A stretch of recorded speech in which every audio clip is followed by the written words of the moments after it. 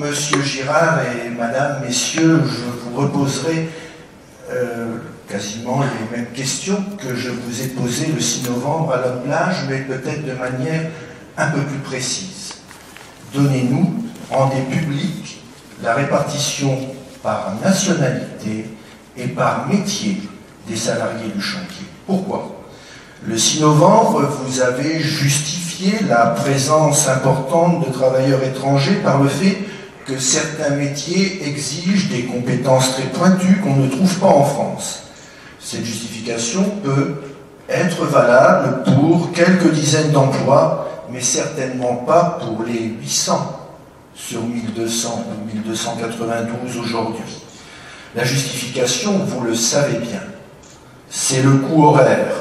Autrement dit, la délocalisation organisée de l'emploi local par le détachement de travailleurs à bas salaire et l'attribution des marchés à des entreprises étrangères dans des conditions de concurrence déloyale.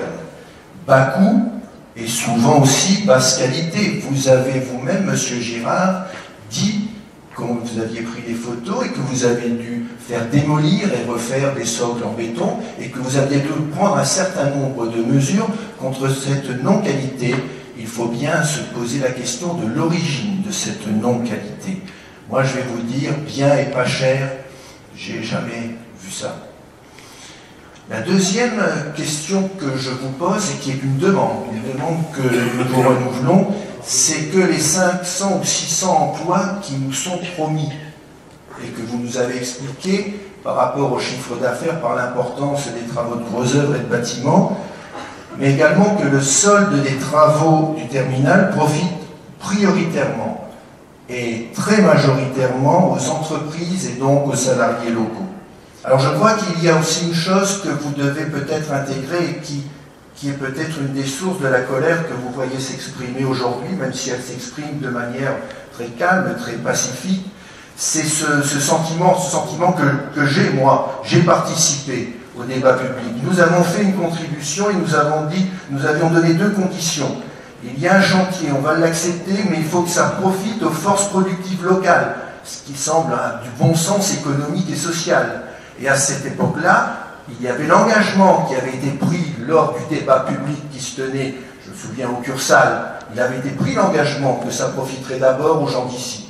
Et aujourd'hui, les promesses n'est pas tenues. Ensuite, vous nous dites, nous appliquons la loi. Rien que la loi, toute la loi. Mais ce que je voudrais vous rappeler, que c'était la force injuste de la loi. Et quand la loi aboutit à un non-sens économique et social, quand la loi aboutit à ce qu'on exploite, on monte en quelque sorte les travailleurs d'un pays contre les travailleurs d'un autre pays, en faisant venir de Pologne, en faisant venir de Portugal des gens qui vont trouver ici de meilleures conditions qu'ils ont chez eux, et que dans le même temps, les gens qui sont ici voient passer le train et se retrouvent au chômage. Est-ce que vous trouvez que cela a un sens économique, social, sociétal? Voilà, il y a une véritable aberration, et que cette aberration soit portée par EDF, entreprise publique, 88% des capitaux détenus par l'État. Ça veut donc bien dire que là derrière, les politiques qui dirigent EDF ne prennent pas la mesure, ou bien sont complices.